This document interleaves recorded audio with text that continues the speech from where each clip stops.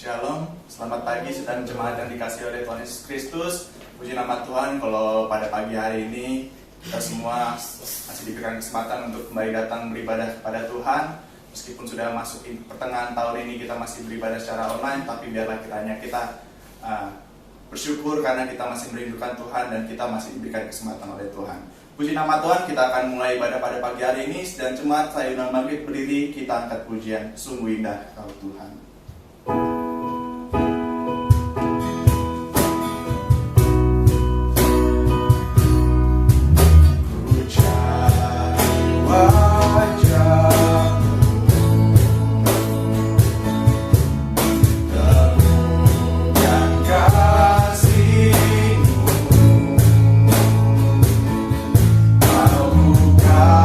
Tuhan yang jauh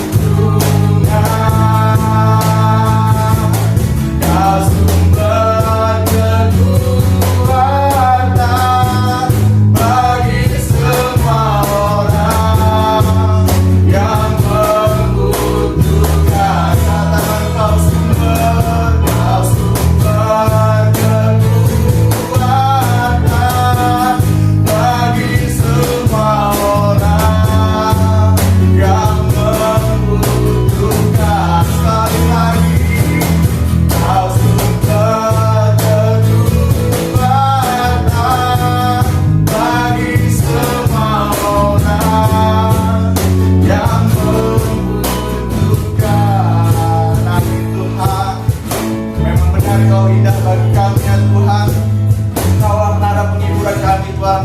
Di tempat kami, di saat kami bahkan merasakan sulit, kami datang kepadamu Tuhan, karena Engkau sumber penghiburan bagi setiap kami Tuhan. Terima kasih Tuhan, terima kasih Yesus. Bersyukur Tuhan kalau pada hari ini Tuhan kami masih bisa diberikan kesempatan Tuhan untuk kembali beribadah kepadamu Tuhan Yesus.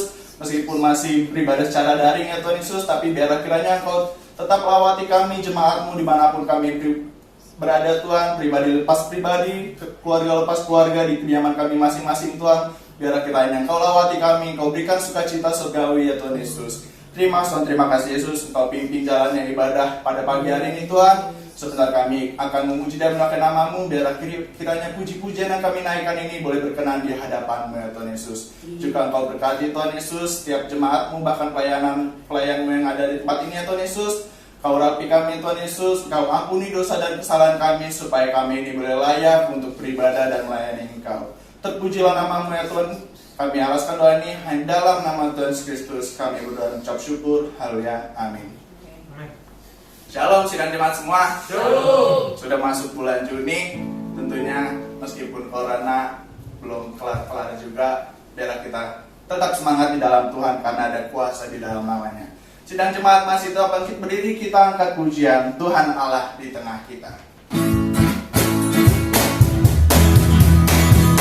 Angkatlah dengan kita besar-besar, jasnakan dan tirangkan dengan sukacita. Dia mengasihi dan bersuka karena kita, karena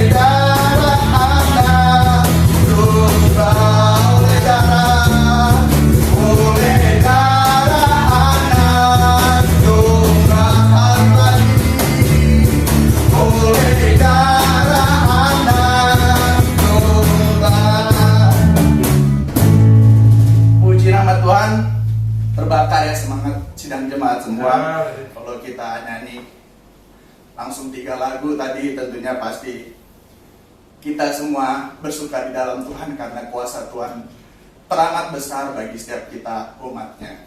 Puji nama Tuhan. Sekarang mungkin saatnya cooling down dulu. Sidang jemaat boleh dipersilakan duduk. Saya juga ngambil minum dulu. Haleluya, puji Tuhan. Kita angkat pujian, saya mau ikut Yesus.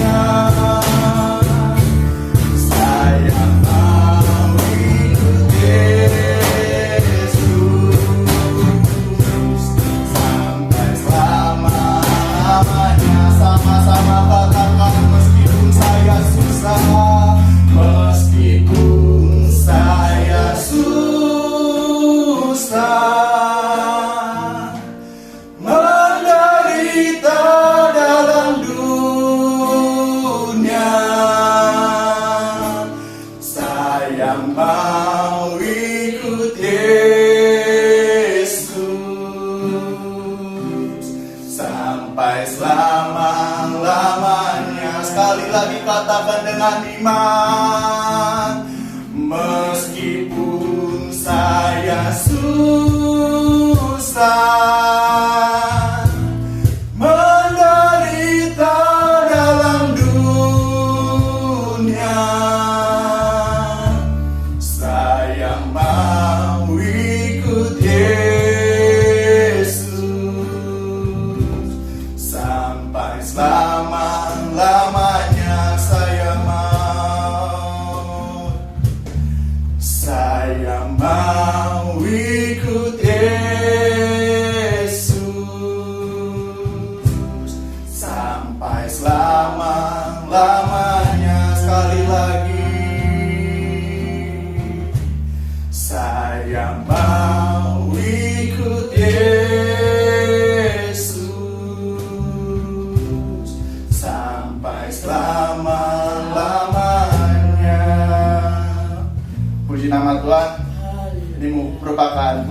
perkataan iman di mana kita sudah berkomitmen untuk mengikut Tuhan.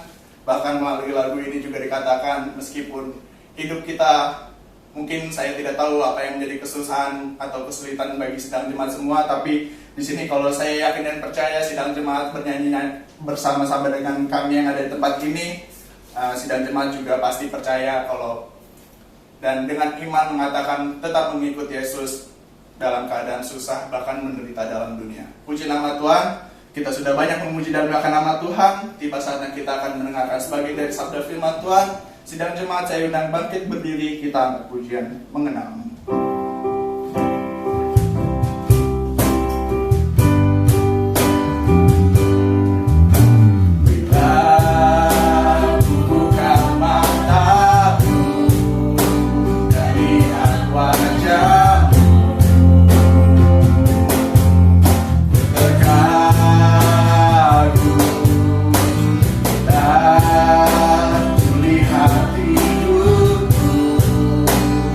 God.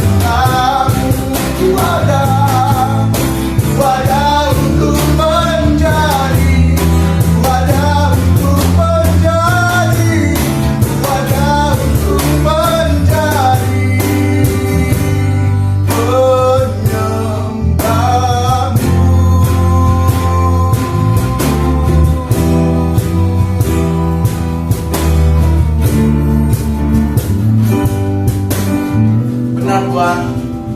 Kalau kami sungguh ingin mengenal-Mu ya Tuhan Yesus, bahkan kami menyatakan diri kami untuk menjadi penyembah-Mu ya Tuhan Yesus. Inilah Tuhan harapan kami ya Tuhan Yesus, supaya kami boleh lebih dekat lagi kepadamu Tuhan, dan terlebih Engkau boleh mendekati kami Tuhan, bahkan kami boleh ada di dalam hati-Mu ya Tuhan Yesus. Engkau boleh mengubah kami menjadi pribadi yang menjadi lebih baik lagi ya Tuhan Yesus.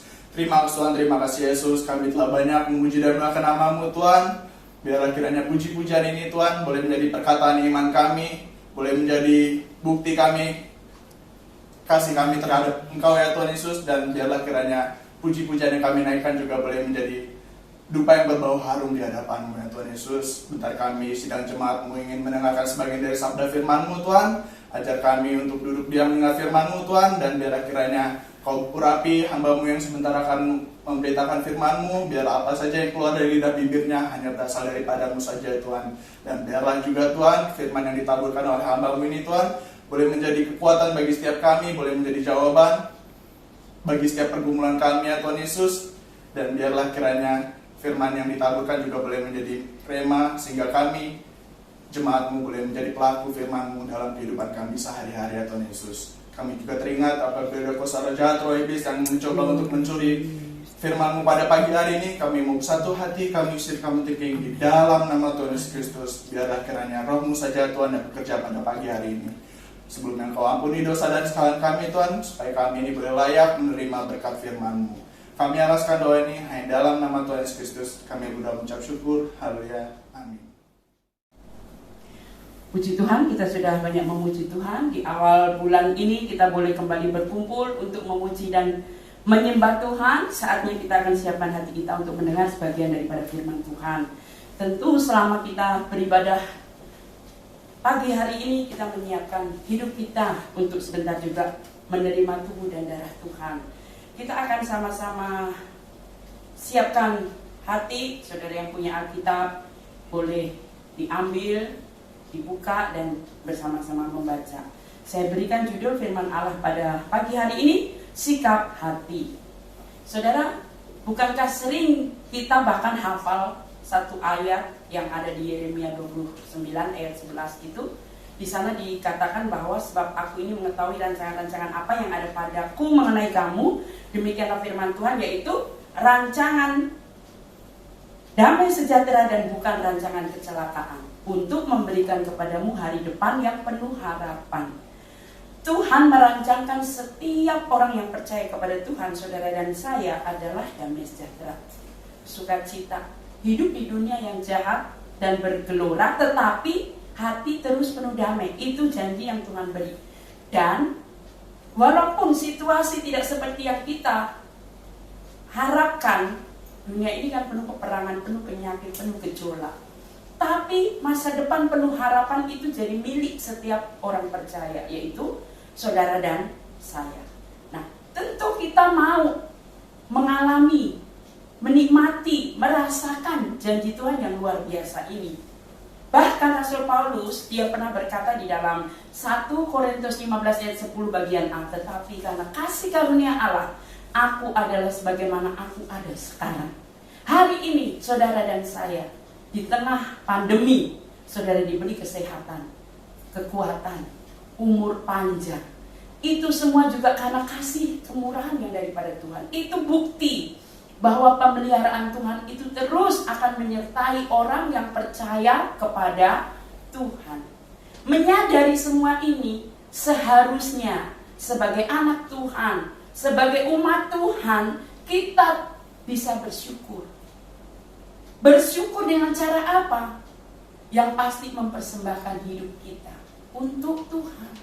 Karena hanya itu yang bisa menyenangkan hati Tuhan. Kita mau beri apa kekayaan yang kita semua berikan? Ada satu lagu katakan, gak cukup itu.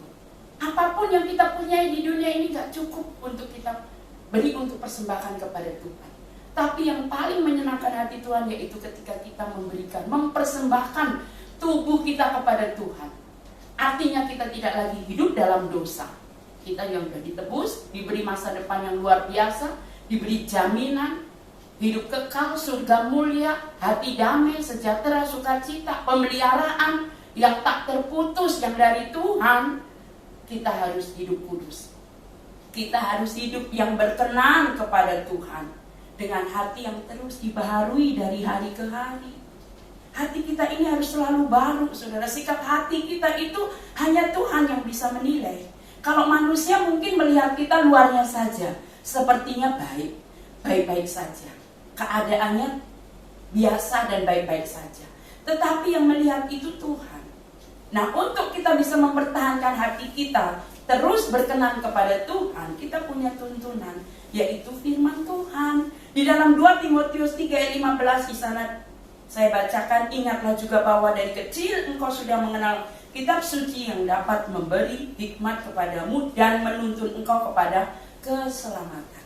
Hati kita harus terus diperbarui supaya dari hari ke hari hati kita teguh memegang keselamatan yang Tuhan beri. Sekali Yesus tetap Yesus, tidak tergoncangkan, tidak tergoyahkan oleh apapun. Seperti pujian tadi katakan, saya mau iring Yesus. Meskipun saya susah, menderita dalam dunia, saya tetap iring Tuhan. Orang bisa mengiring Tuhan selamanya kalau dia punya firman. Karena firman itu adalah pegangan. Dan dilanjutkan oleh iman kepada Kristus Yesus. Jadi keselamatan itu hanya ada di dalam Yesus. Ayat 16. Segala tulisan yang diilhamkan Allah memang bermanfaat untuk mengajar. Hati kita akan terus diperbarui, diajar oleh firman. Saat kita mau membuka hati untuk firman. Karena firman itu Yesus sendiri. Bukannya di dalam Yohanes 1 ayat 1. Yesus itu adalah firman yang menjelma menjadi manusia. Untuk menyatakan kesalahan. Bagaimana kita tahu bahwa kita bersalah? Kalau kita tidak tahu firman. Untuk memperbaiki kelakuan dan untuk mendidik ke dalam orang dalam kebenaran. Dengan demikian tiap-tiap manusia kepunyaan Allah diperlengkapi untuk setiap perbuatan baik. Jadi saudara, kita menjadi hati yang terus dibaharui, bisa berbuat baik. Itu kalau saudara nanti baca PR ya, Kolose 3 ayat 5 sampai 17, itu di sana diceritakan manusia baru, penuh kerendahan hati, kemurahan hati, ya. Hati yang dibaharui, ada buah-buah roh di sana. Kasih, sukacita, sejahtera dan sebagainya. Nah, itu akan kita punya kalau kita punya firman Tuhan. Itu akan kita punya rancangan yang indah dari Tuhan. Itu akan terjadi kalau kita memiliki hati yang diperbarui. Karena firman Tuhan bilang bukan langkah awal, tapi langkah akhir yang menentukan. Kita harus terus setia kepada Tuhan. Matius 19 ayat 30 dikatakan, tetapi banyak orang yang terdahulu akan menjadi yang terakhir, dan yang terakhir akan menjadi yang terdahulu. Jangan sampai kita yang sudah mengenal Tuhan nanti ketinggalan, karena kita nggak bisa jaga hati. Kita berpikir baik-baik saja, saya masih hidup dalam kebenaran Tuhan, padahal mungkin kita sudah jauh menyimpang dari Tuhan.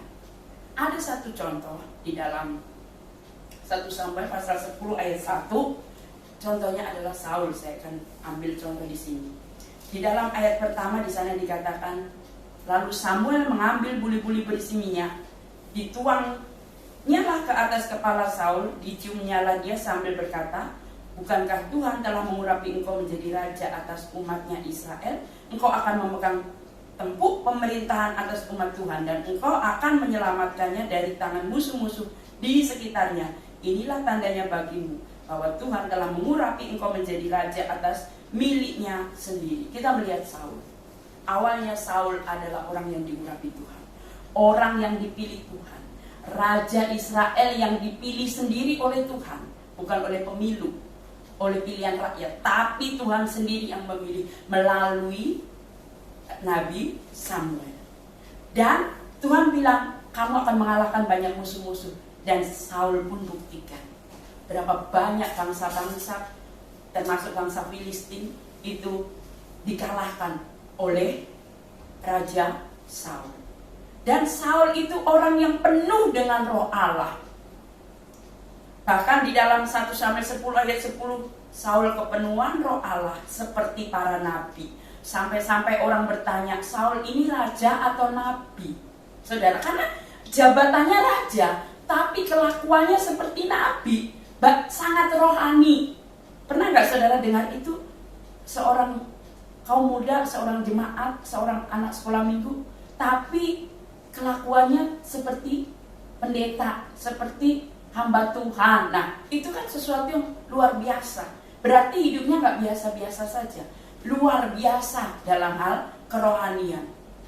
Nah, tetapi saudaraku yang saya kasih di dalam Tuhan, kalau kita lihat di sini, walaupun awalnya Saul dia seorang yang rendah hati, karena dia raja tapi dia sifatnya seperti rohaniawan gitu. Sampai orang bertanya, dia itu nabi atau raja? Bukti bahwa Saul ini rendah hati ketika dia menjadi raja, itu ada banyak orang bersila berkata bahwa masa orang seperti ini akan memimpin bangsa Israel. Saul ini dihina waktu dia pertama menjadi raja. Masa orang seperti ini akan menyelamatkan kita? Itu ada di 1 Samuel 10 ayat 27. Sudah bisa baca seterusnya sampai ayat terakhir satu pasal itu. Mereka menghina rajanya, menghina Saul dengan luar biasa. Tetapi ayat ini berkata, ia, yaitu Saul, pura-pura tuli. Artinya apa? Dia tidak mempermasalahkan hujatan dan hinaan orang itu. Dia pura-pura gak dengar. Itu bukti bahwa sekalipun dia direndahkan, tetapi dia tidak marah. Dia memiliki hati pemaaf, hati yang pemurah. Bahkan satu kali ada seorang yang bernama Nahas, itu dari suku lain, mengancam agar semua mata laki-laki di negeri Israel kanannya dicungkil, supaya bangsa Israel malu saat awal pemerintahan Raja Saul. Tetapi Saul dengan kuasa Roh Kudus, Roh Allah, bisa mengalahkan Nahas, sehingga bangsa Israel dan para tua-tua Israel tidak jadi dipermalukan. Jadi Saul ini berusaha hidup baik, hidup benar, dan tidak mempermalukan siapapun, tapi menyenangkan hati Tuhan. Dan satu kali bangsa Israel sendiri mendengar banyak orang-orang kasakusuk. Mereka berkata, masa Saul jadi raja atas kita? Serahkanlah. Dan orang Israel itu bilang, serahkanlah orang-orang yang mengatakan masa Saul jadi raja itu kepada aku akan bunuh. Artinya orang yang melawan kepemerintahan Saul itu akan dibunuh oleh orang Israel yang solid kepada Saul, melihat kepemimpinan Saul yang luar biasa. Tapi apa kata Saul? Hari ini gak boleh ada yang mati. Artinya apa? Saul menghambat pertengkaran, menghambat pembunuhan, menghambat pertumpahan darah. Benar-benar Saul adalah orang yang jempolan saat itu, awalnya. Tapi saudara perhatikan, walaupun Saul mengawali pelayanannya sebagai raja, dan bahkan mungkin orang menyebutnya mirip Nabi, Raja Israel yang baik, rendah hati, pemaaf, tidak sombong. Bukti tidak sombong lagi saat dia mau dilantik oleh Nabi Samuel jadi raja, dia ngumpet. Dia ngumpet di mana? Bersembunyi di balik barang-barang. Karena apa? Memang dia itu tidak ambisius terhadap jabatan. Kalau sekarang kan orang mau dilantik itu pasti memberi pengumuman, hajatan gitu dulu kan. Apalagi mau dilantik, mau jadi orang nomor satu daerah kah, satu negara kah. Beda dengan Saul. Dia tidak berambisi menjadi raja, tapi karena Tuhan pilih. Tapi mengapa akhir hidup Saul menyedihkan, tragis? Saudara tahu bagaimana akhir hidup daripada Raja Saul? Dia mati, saudara. Menjatuhkan dirinya di atas senjata, pembawa senjatanya. Karena pembawa senjatanya suruh bunuh aku, tapi gak mau kan, segan mau rajanya, tuannya, masa mau dibunuh. Dia menjatuhkan diri. Bagaimana mungkin orang sehebat Saul akhir hidupnya bisa mengalami pengalaman yang menyedihkan, bahkan tragis? Salah satu adalah karena hati Saul mulai berubah. Kalau tadinya dia begitu takut Tuhan, cinta Tuhan, rendah hati, pemaaf, di dalam 1 Samuel 15, sekarang dia mulai tidak taat kepada Tuhan. Saat Tuhan bilang tumpas itu bangsa Amalek, dia tidak tumpas. Dia malah sembunyikan yang baik-baik. Dia tidak lagi mau apa yang namanya bayar harga. Dia tidak mau lagi hidup dalam pimpinan roh, tapi mulai dengan kedagingan. Sehingga di dalam 1 Samuel 15 ayat 23 itu di sana Tuhan mulai menolak Saul.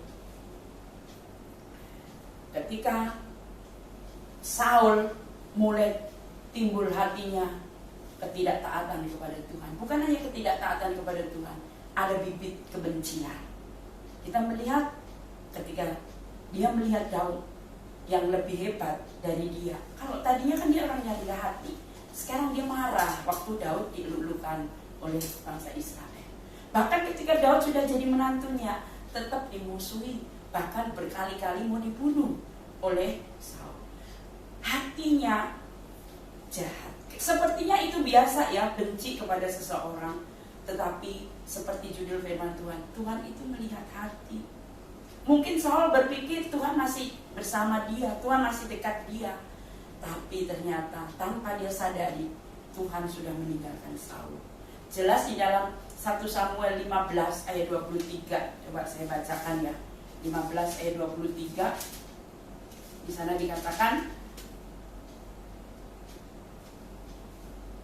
sebab pendurhakaan adalah sama seperti dosa bertenung, dan kedegilan adalah sama seperti penyembah berhala. Maaf, kok salah ya? 1 Samuel 15 ayat 2.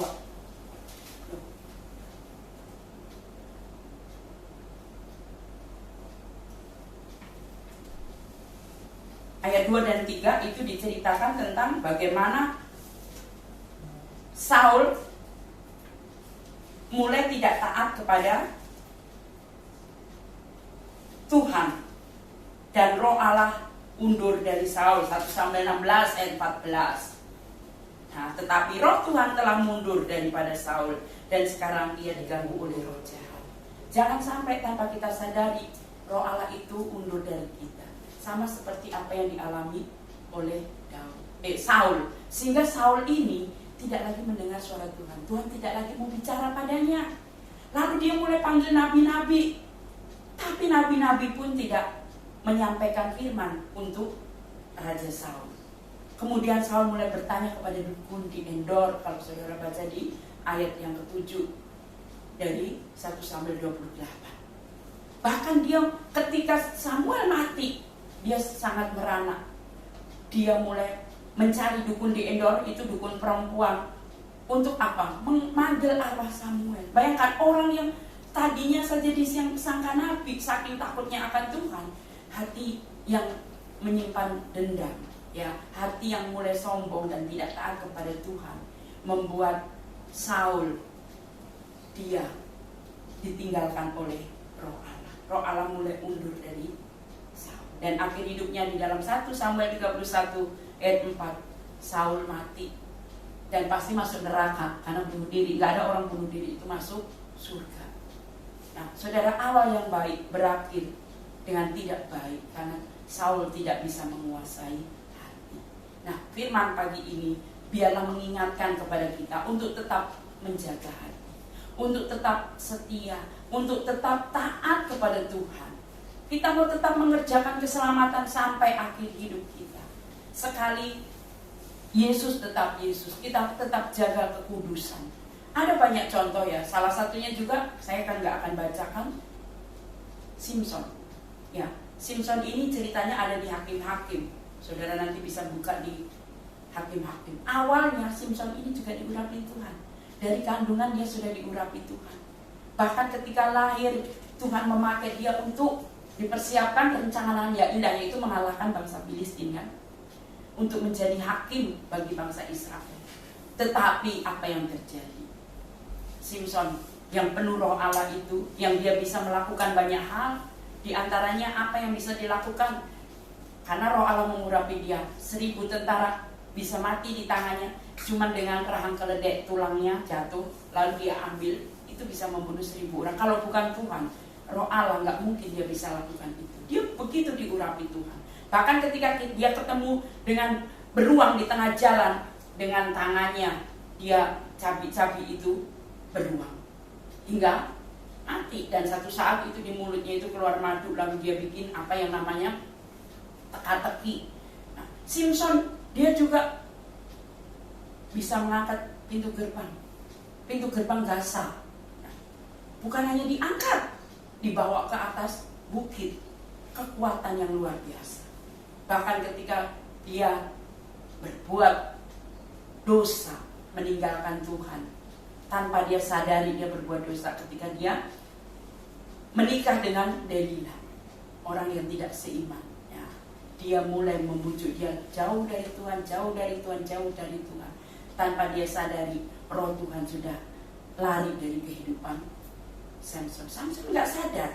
Bukti bahwa Samson nggak sadar, kan dia berkali-kali diuji ya oleh Delila ini, yang diikat rambutnya, dipatok di tanah, lalu musuh datang, dia bisa melepaskan diri. Tubuhnya diikat dengan tali baru, musuh datang, dia tetap. Terakhir, dia setelah dicukur rambutnya, kemudian musuh datang, dia seperti biasa akan melawan itu musuh bangsa Filistin, tapi dia tanpa dia sadar kekuatannya sudah tidak ada, roh Allah sudah mundur daripadanya.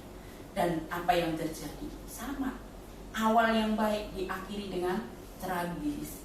Dia pun matinya bunuh diri. Mana ada orang bunuh diri masuk surga? Kan dia akhirnya dicungkil matanya jadi buta, lalu dijadikan pelawak oleh bangsa Filistin. Ya, dagelan gitu, diketawakan.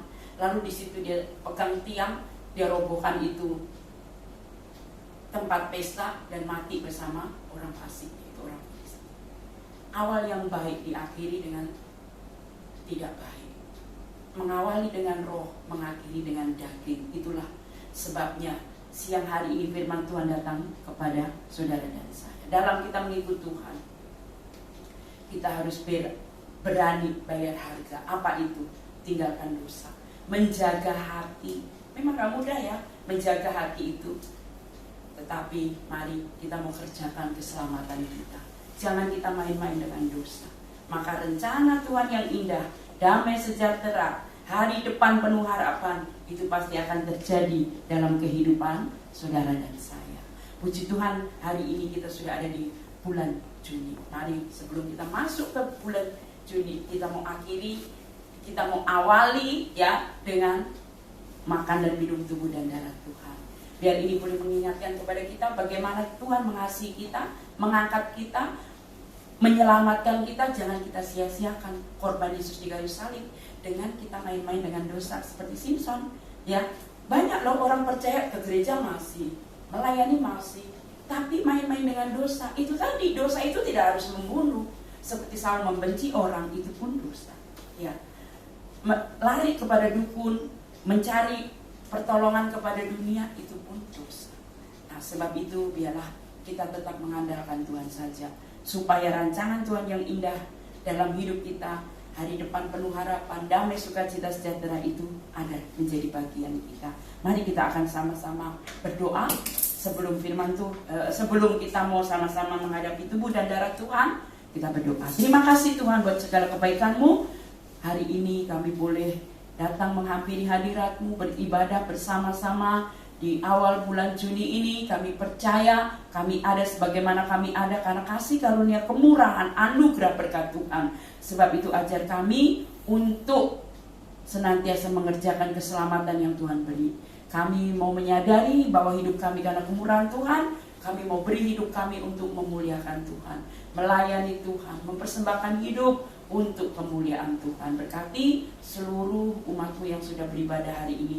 Sebentar kami mau menghadapi meja perjamuan kudus yang asa. Segala roti, anggur yang sudah dibagikan di tangan jemaat-Mu semua, Tuhan sucikan, kuduskan dengan kuasa-Mu, sehingga semua itu boleh mendatangkan berkat ketika kami mengambilnya. Kami semua boleh mendapat berkat dalam perjamuan yang asa hari ini. Terima kasih Tuhan. Tanamkan firman-Mu dalam hati kami, biar kami mengawali dengan roh, kami mengakhiri juga dengan roh. Kami setia kepada Tuhan Yesus Kristus sampai akhir hidup kami. Karena kami percaya keselamatan, hari depan, rancangan yang indah, itu semua hanya ada di dalam tangan Tuhan. Kami sudah berdoa di dalam nama Yesus. Amin.